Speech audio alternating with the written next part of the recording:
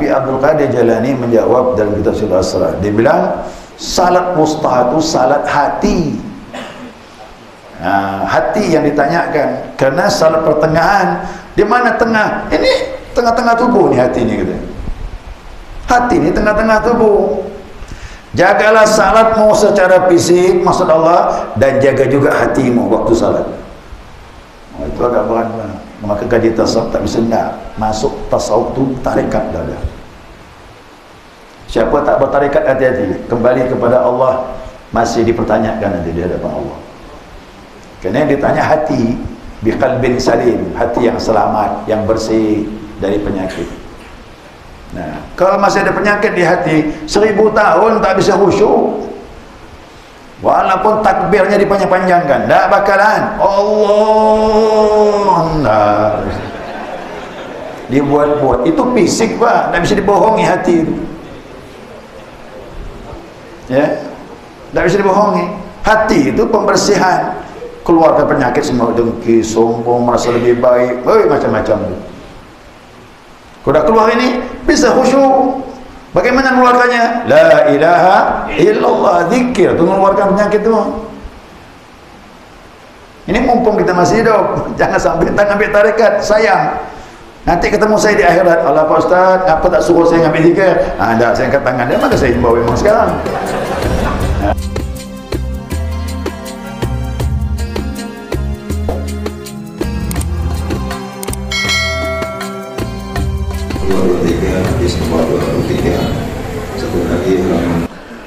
Bismillahirrahmanirrahim. Alhamdulillahi rabbil alamin. Allahumma salli ala nuril anwar wa sirril asrar wa tiryakil aghyar miftahi babil yasar sayyidina wa maulana Muhammadin al-mukhtar wa alihi al-athhar wa ashabil akhyar adada ni'amillahi wa ibdalih.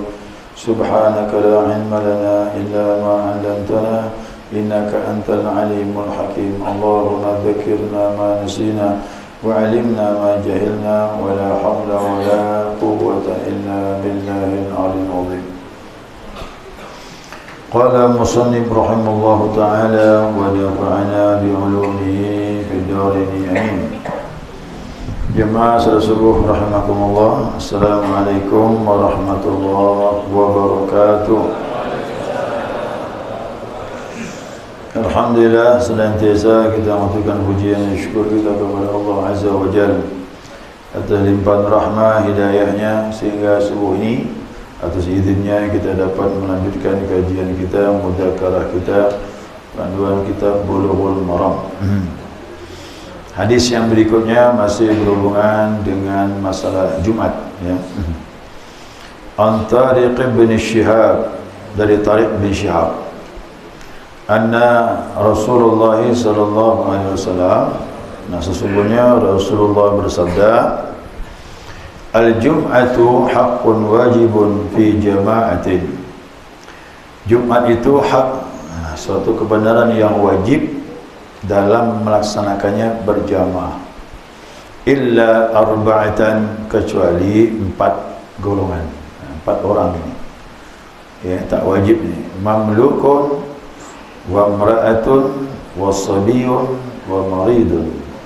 Jadi pertama hamba sahaya, yang kedua para wanita, yang ketiga anak-anak yang belum akil balik, ya, kemudian orang yang sakit, orang yang sakit yang tidak bisa hadir ke masjid. Rawahu Abu Daud, ini hadis riwayat Imam Abu Daud. Waqala, dan ia berkata, Abu Daud berkata, lam yasma' tariqun minan Nabi sallallahu alaihi wasallam.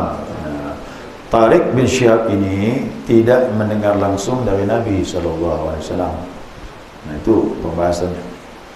Kemudian dilanjutkan lagi, wa ani bin Umar radhiyallahu anhuma, dari Ibnu Umar, anaknya Umar bin Khattab, bernama Abdullah, Allah redha kepada keduanya, telah berkata, qala Rasulullah sallallahu alaihi wasallam, ya Rasulullah bersabda, laisa ala musafirin jumu'atun, ya, tidaklah wajib Jumat atas musafir. ya orang yang dalam perjalanan. Rawahu Tabrani bisnadi dha'ifin. Ini riwayat Imam Tabrani dengan sanad yang lemah. Baik jamaah, kita lihat dulu ya kalimat ini. Di situ dikatakan ya, al-jum'atu haqqun wajibun. Nah, Jumat itu hak, ya, hak itu kebenaran dan wajib. Ya, apa maknanya di sini? Ya, dikatakan salat Jumat ini fardu ain, itu maksudnya. Ya, jadi hak wajib itu fardu ain. Setiap orang yang didapatkan baginya punya syarat-syarat wajib Jumat. Ya, kecuali yang tadi disebut. Ya, jadi kewajiban Jumat itu punya syarat-syarat sebagaimana yang disebutkan dalam kitab-kitab fikih. Siapa saja mereka yang wajib ini, yaitu hurriyatin, ya, min dzukuratin, yakni laki-laki. Jadi laki-laki yang wajib. Yang kedua wa hurriyatin, orang yang merdeka. Yang ketiga wastitanin, ya, wastitanin mustautin, orang itu berdomisili di tempat dia tinggal didirikan Jumat. Jadi makanya bukan musafir. Kemudian lagi yang ke empat lah ya. Pertama laki-laki, yang kedua orang yang merdeka, yang ketiga mustautin, berdomisili di tempat didirikan Jumat, yang keempat orang itu baligh. Baligh, ya, anak-anak tak wajib, ya. Kemudian wa qudratin, dan dia mampu untuk melaksanakan itu, artinya dia tak sakit. Maka tidaklah diwajibkan, nah, kebalikannya ya, tidaklah diwajibkan perempuan, tak diwajibkan hamba sahaya, tidak diwajibkan pula musafir, tidak diwajibkan juga anak-anak, dan tidak diwajibkan orang yang sakit. Itu kesimpulan gitu. Nah, kemudian di sini riwayat Abu Daud. Nah, dengan lafaz Abu Daud lain sedikit.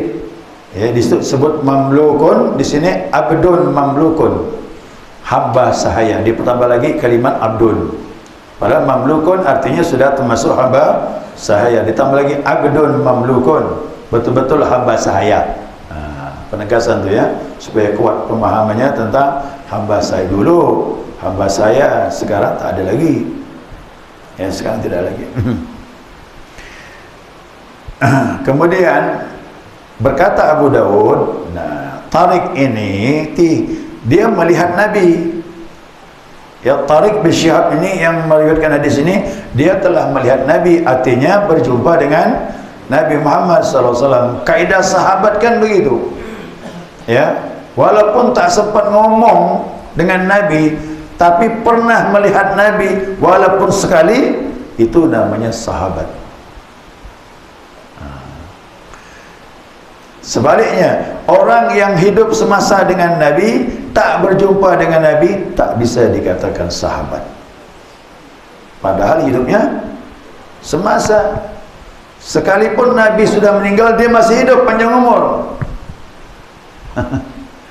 tetap dikatakan dia bukan sahabat. Maka jatuhnya dinamakan tabi'in. Nanti apabila dia setelah ketemu dengan sahabat Nabi, maka dia dinamakan tabi'in, walaupun semasa dengan Nabi Muhammad SAW. Itu hebatnya kaidah itu, sahabat memandang, mandang Nabi walaupun tak sempat ngomong. Pergi rombongan baiat dengan Nabi, yang ngomongnya pemimpinnya, dia sebagai makmum saja, cuma dengar, mandang Nabi, sahabat lah tu. Itu sahabat, itu hebatnya sahabat.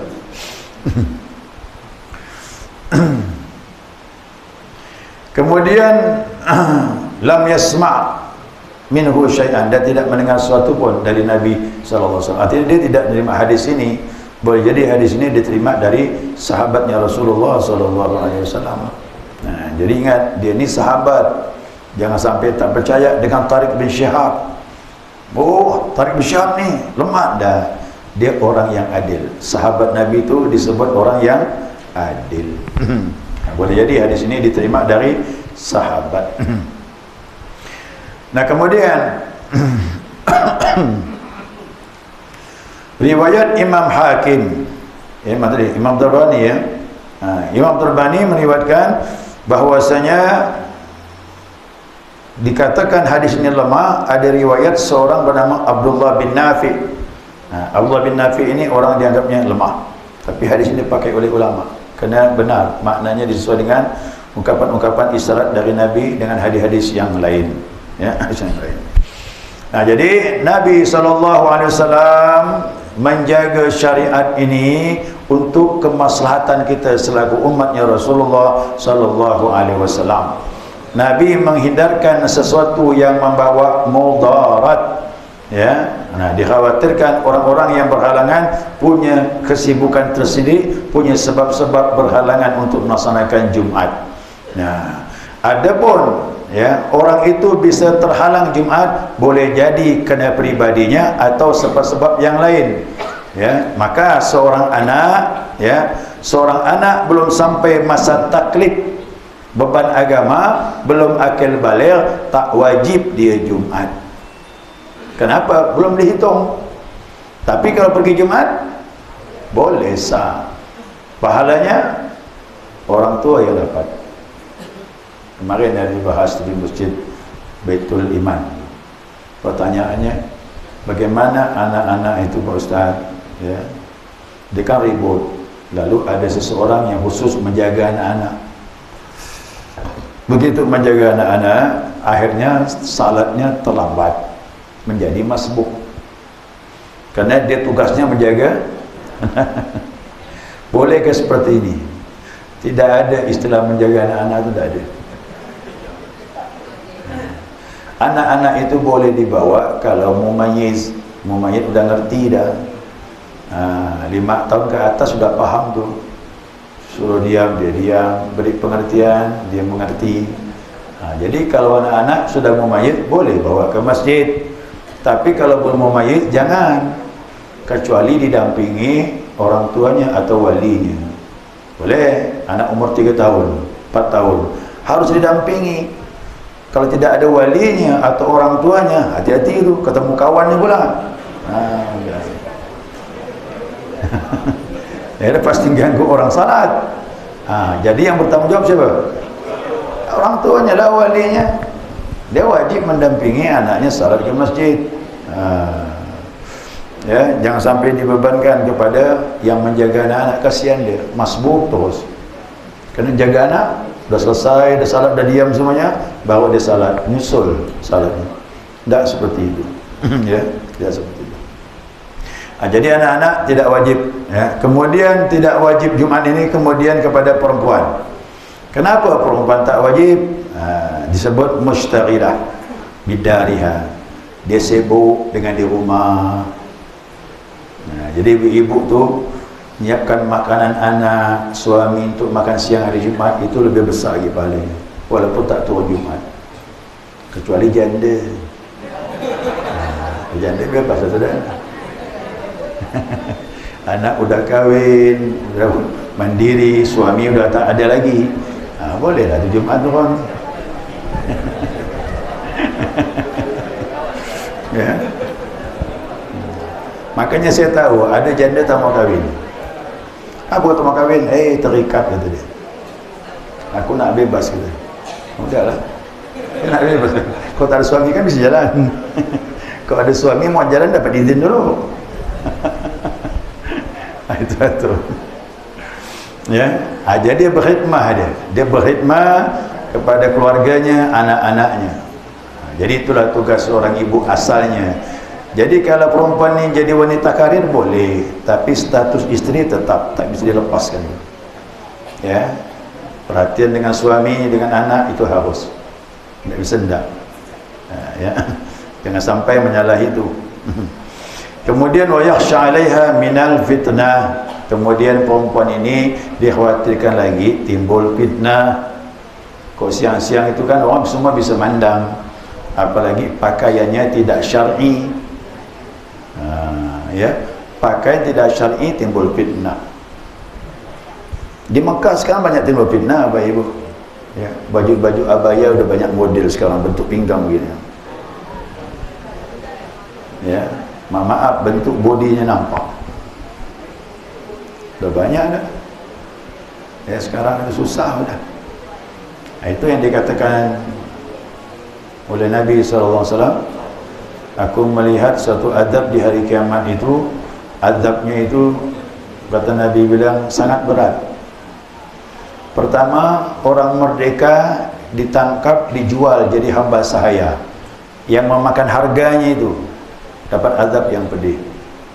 Bukannya nyaman tuh orang merdeka dijual, yang jadi hamba sahaya selama-lamanya, yang memakan harganya diazab Allah. Yang kedua, perempuan ya berpakaian tapi telanjang, kata Nabi.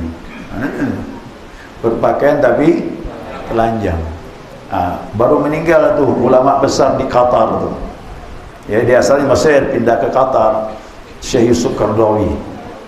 Yusuf Qaradawi itu bilang, dia bilang makna berpakaian tapi telanjang, dia pakai baju tapi bentuk badan jelas. Itu maksudnya. Mohon maaf nih Bu ya, udah pakai abaya itu udah bagus. Cuman ada kurang bagus, kata dia, tak nampak pinggang. Dikecilkan lagi.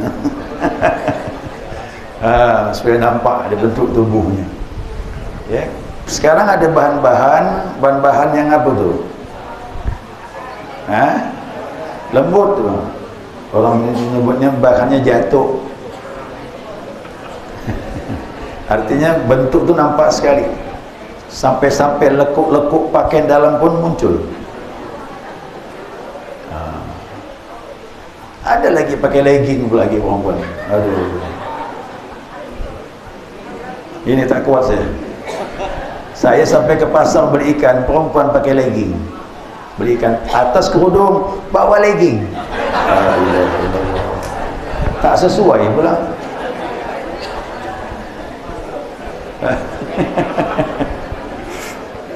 Jadi sesuaikan syar'i itu, yang pantas-pantas lah, ya, yang standar, yang tidak mengundang syahwat, ya, tidak mengundang syahwat. Itu disebutkan perempuan itu dikhawatirkan ada fitnah, ya, fitnah. Kemudian demikian juga musafir, kenapa mereka tak wajib? Listighalihi balahu bis safar, karena sibuknya hati dia mengurus perjalanan. Orang musafir itu kan pikirannya mau sampai tujuan, kesana pikiran tuh, sampai persiapan dalam perjalanan itu selalu dipikirkannya. Makanya musafir diberi keringanan ya, oleh Allah Subhanahu wa taala. Tapi kalau mau mampir Jumat sah, rasa-rasanya perjalanan ini santai, tidak begitu sibuk, rileks saja, boleh. Mampirlah ke masjid, ya, salatnya tetap sah. Namun kalau mereka tidak datang, tidak masalah. Demikian juga orang yang sakit karena tidak mampu untuk hadir ke masjid, maka tak wajib dia. Kalau sakit yang ringan, cuma pusing-pusing sedikit, wajib. Yang pusingnya berat tak wajib. Badan cuma meriang-meriang sedikit, wajib. Ya, badan demamnya kuat, panas, jangan. Jadi keadaan. Jadi sakit-sakit yang ringan masih wajib. Jadi sakit yang tidak bisa hadir ke masjid, orang tersebut yang lebih tahu. Ya, kemudian hamba sahaya juga begitu. Dulu, sekarang tak ada lagi. Kenapa? Dia berkhidmat kepada tuannya. Dia mengabdi kepada tuannya. Tidak wajib bagi dia. Demikian jelas bahwasanya Nabi SAW, beliau pernah salat Jumat di Arafah. Makanya kita ngikut. Nabi salat Jumat di Arafah, beliau tak salat hari Jumat. Kenapa? Pada haji wada. Haji wada itu jatuhnya wukuf di Arafah hari Jumat. Makanya Jumat itu dikatakan pendapat nih ya, bahwasanya kalau wukuf terjadi hari Jumat itu dinamakan haji akbar. Tapi khilaf ini ya. Namun yang masyhur begitulah pendapat. Nah, waktu itu Jumat, Nabi tidak Jumat. Ya, Nabi melaksanakan zuhur dengan asar. Itu pun dijamak oleh Rasulullah sallallahu alaihi wasallam. Karena musafir kan. Nabi orang Madinah. Orang Madinah pergi ke Makkah berarti musafir. Demikian juga sebaliknya, orang Makkah ke Madinah yang musafir. Karena Madinah Makkah itu jaraknya berapa? Hampir 500 sih. Yang 400 lebih jaraknya itu. Sekarang ada kereta api cepat. Cuma 2 jam. Pakai bis kita 5 jam lebih sampai 6 jam. Kereta api cepat itu 2 jam sampai. Masya Allah. Ya, harganya pun lumayan tuh. Ya, harganya lumayan. Ya, tak tahulah jemaah yang berangkat kemarin ada enggak coba itu kereta api cepat Mekah Madinah. Nah, kesimpulannya apa nih? Ini kesimpulan fikihnya ya. Jadi Jumat itu fardu ain, ya. Jumat itu fardu ain atas bagi orang mukmin selain 4 tadi itu. Ya, selain 4 tadi.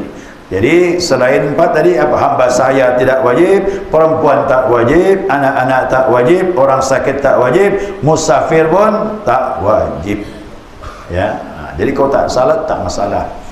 Jadi diganti dengan zuhur bagi ibu-ibu di rumah. Ya, yang perempuan itu. Hamba saya tak ada lagi. Anak-anak tak dibebankan agama tapi dilatih boleh datang ke masjid didampingi oleh orang tua atau walinya. Orang sakit tadi lihat kondisi. Kalau memang tak mampu datang, ya cukup salat zuhur di rumah. Jadi ganti dengan zuhur ya. Kalau tak mampu salat Jumat, ganti dengan zuhur. Itu kaedahnya. Jumat itu pengganti zuhur. Ya, pengganti zuhur. Wallahu a'lam. Selesai sudah. Ya, mudah-mudahan dapat dipahami. Ya, selanjutnya kita mudzakarah. Silakan. Ustaz, memberi kesempatan saya bertanya di luar tema masalah sholat Jumat. Ada pertanyaan saya mengenai zakat fitrah, yang mana misalnya seorang suami ada tugas belajar di luar negeri, katakanlah di Jepang, anak istrinya di sini di Pontianak. Nah, pertanyaan saya, di mana pelaksanaan pembayaran zakat fitrah tersebut? Apakah tempat suami belajar atau pendidikan itu atau di Pontianak? Terima kasih Ustaz. Assalamualaikum. Sebenarnya dikeluarkan di mana kita tinggal. Ya, di mana kita tinggal. Nah, kalau seandainya kita musafir, itu bukan tempat tinggal. Itu musafir, tetap kembali ke kampung halaman. Nah, jadi istri boleh mengeluarkan di tempat dia tinggal bersama keluarganya. Kecuali kita sudah menetap di sana, maka wajib dikeluarkan di sana. Walaupun lama, tidak masalah. Karena rezeki dia belajar kan tidak ada rezeki di sana. Dia dijamin rezeki di tempat dia tinggal bersama keluarga. Jadi Jumat itu sama juga. Di mana dia Jumat, di mana ada keluarganya. Ya. Itulah ada kewajiban Jumat. Bagaimana keluarganya kok ada 2? Bagaimana tu? Satu di Surabaya, satu di Pontianak. Di mana tempat hari Jumat? Pas Jumat baru Surabaya, maka wajib di sana dia. Ya. Kalau di tempat dia di Pontianak, pas hari Jumat ya, Jumat di Pontianak. Kena ada 2. Ada 2 posnya. 2 pos dia ada. Ada tempat lapornya ada 2.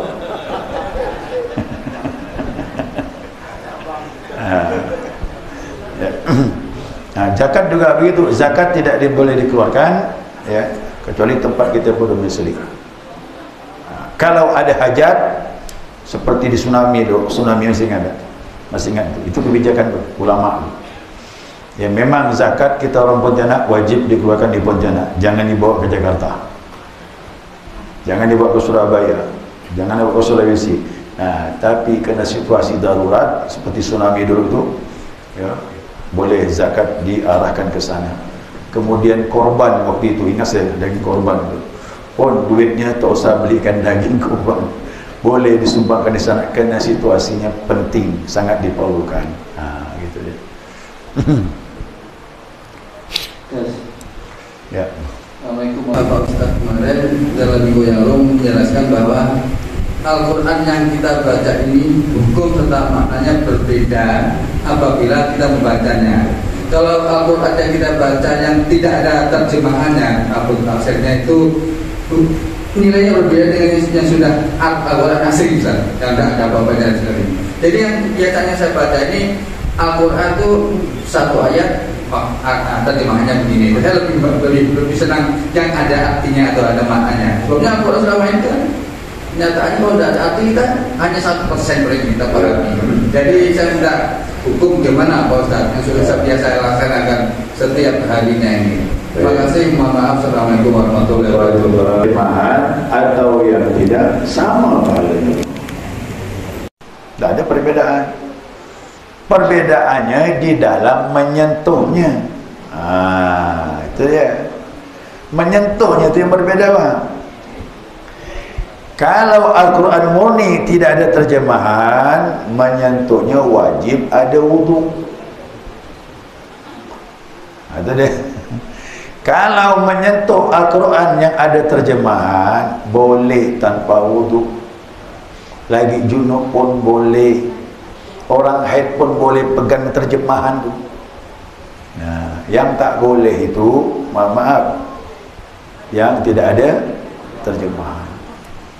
Nah, jadi orang junub itu memegang tak masalah. Baca jangan.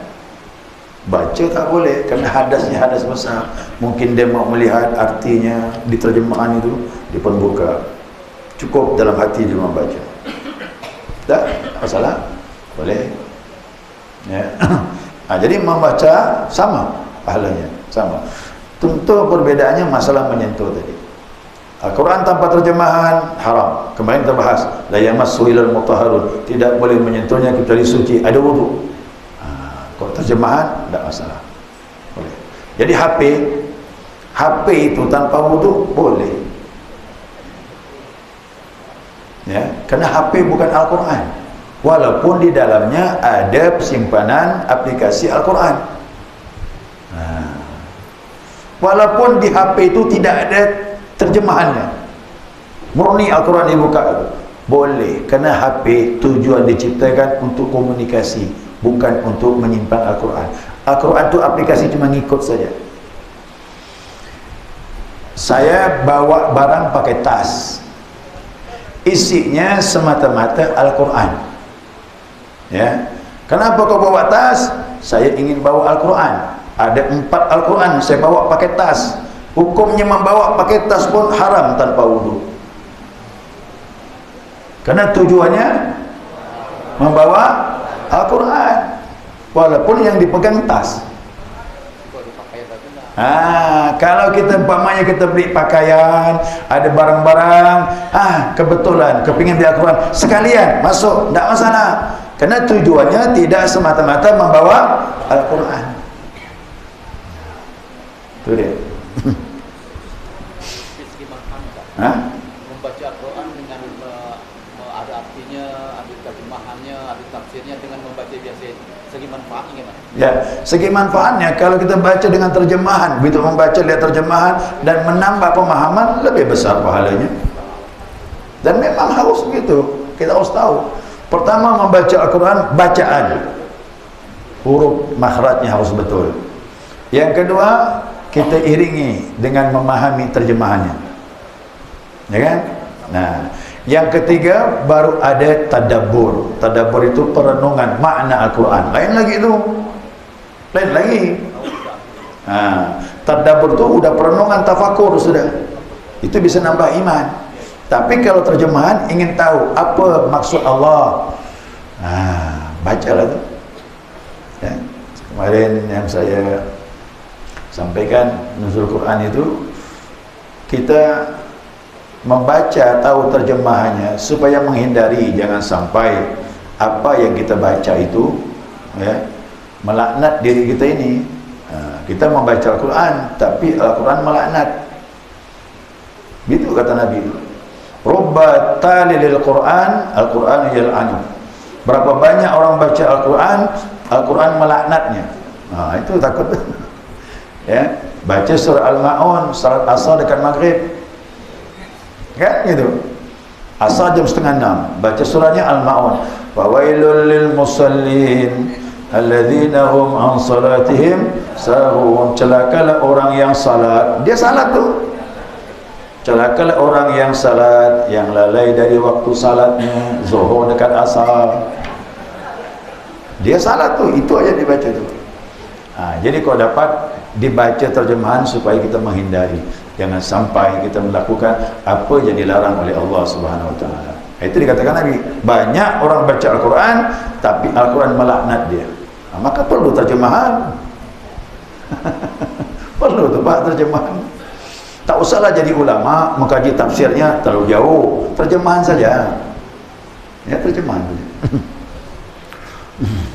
Assalamualaikum warahmatullahi wabarakatuh. Ya, pakai ikut azan di sana. Ya. Cuma saya mau tanya, berapa sih selisihnya? Ayat ni 2 atau dengan ayat ni 1? Umpamanya. Oh, tak ada selisih kat Pak Ustaz. Udahlah sama ya. Kecuali kita berada umpama tempat yang jauh kubur raya, di mana di Tayan. Kubur raya itu kan batas sana, atau di Batu Ampar, boleh jadi ada selisih sampai 2 menit. Kubur raya juga tu, tapi jauh. Kubur raya ayat ni 2, batas pintu gerbang Polda, kesana sikit. Kawan buka puasa di sebelah pintu gerbang masuk kubur raya, kita di Polda, kira selisih apa? Sama aja itu dah. Ya. Tapi kalau tempat yang jauh kita harus ikut, seperti Batu Ampar, perbatasan Tayan itu kan jauh, lumayan tu. Itu bisa 2 menit selisih itu. Bisa 2 menit. Yang kedua, tadi pertanyaan, fawailul lil musallin alladzina hum an salatihim sahun. Secara syariat itu waktu. Secara syariat waktu. Sampai sahabat tanya dengan Nabi, apa makna fawailul musallin alladzina hum an salatihim sahun? Mereka yang lalai. Nabi bilang, alladzi yuakhiru shalah an waqtiha. Orang yang melalaikan salat dari waktunya. Itu secara syariat. Tapi secara hakikat lain lagi. Hakikat itu tasawuf, hati yang lalai. Dua-duanya benar. Makanya ayat itu ditafsirkan bisa secara syariat, bisa secara hakikat. Nah, kalau kita belajar tasawuf, tak lagi mengenai waktu dah tu. Itu dah masuk hati dah. Kata ulama bilang, la salata illa bihuduri qalbi. Tidak ada salat kecuali hadir hatimu bersama Allah. Tinggi ni bang. Bukannya zaman ni. Ini mau dibersihkan dulu hati itu. Itulah diterjemahkan oleh Syekh Abdul Qadir Jalani dalam kitabnya Sirrul Asrar. Ayat yang sering saya bacakan, hafizu ala salawat wa salatil wusta wa qumu lillahi qanitin. Jagalah salat 5 waktu dan salat wusta pertengahan. Secara syariat salat wusta asal dia pertengahan. Zuhur siang, subuh awal siang, maghrib awal malam, isya malam betul. Asar kan tengah-tengah tu. Secara syariat benar bahwasanya salat wusta pertengahan, salat asar. Tapi Abdul Qadir Jalani menjawab dalam kitab Sirrul Asrar. Dia bilang salat wusta itu salat hati. Hati yang ditanyakan. Kerana salat pertengahan, di mana tengah? Ini tengah-tengah tubuh ni hati ni, kata. Hati ni tengah-tengah tubuh. Jagalah salatmu secara fisik, maksud Allah, dan jaga juga hatimu waktu salat. Itu agak berat. Maka kaji tasawuf tak bisa nak masuk tasawuf tu tarikat dah. Siapa tak bertarikat, hati-hati, kembali kepada Allah, masih dipertanyakan nanti di hadapan Allah. Kerana yang ditanya hati, biqalbin salim, hati yang selamat, yang bersih dari penyakit. Nah, kalau masih ada penyakit di hati, 1000 tahun tak bisa khusyuk.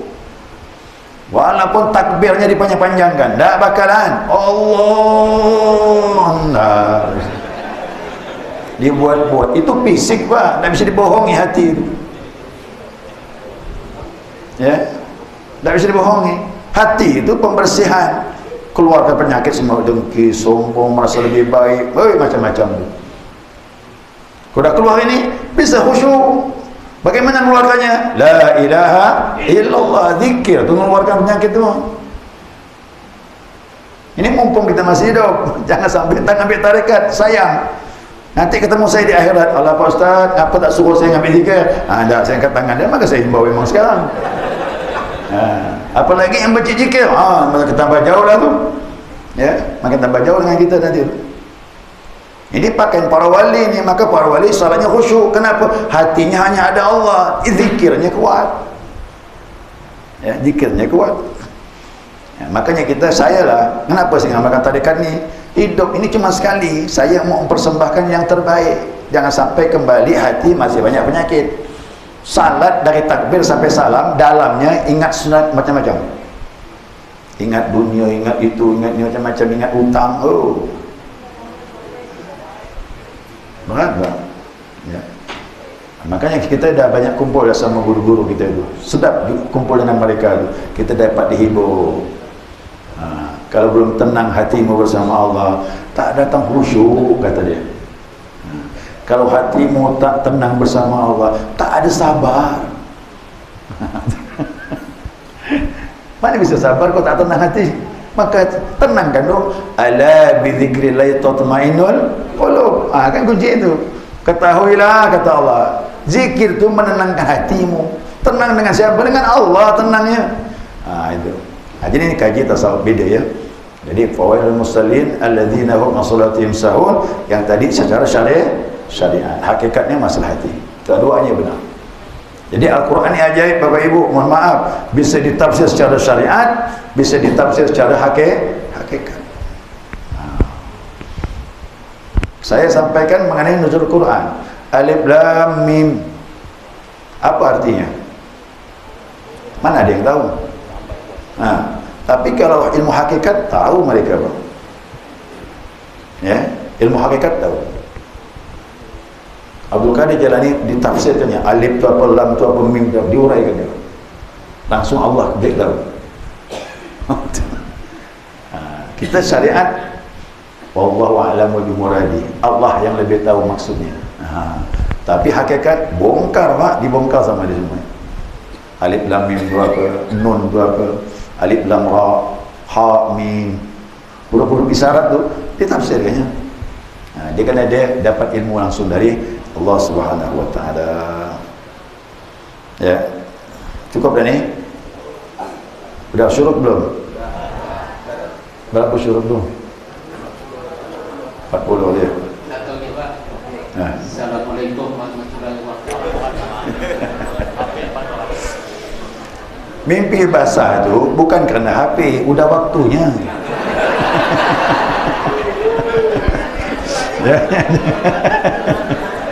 Kalau dah datang waktu balik, mimpi basah lah dia. Mau mandang HP ke tak mandang HP, tetap dia mimpi. Cuma tanda-tandanya, dua laki-laki mimpi dengan akalnya berfungsi bagus. Akalnya sudah bagus, bisa berpikir, kemudian sudah sampai balik, tanda-tanda mimpi. Inilah namanya taklif, mukallaf.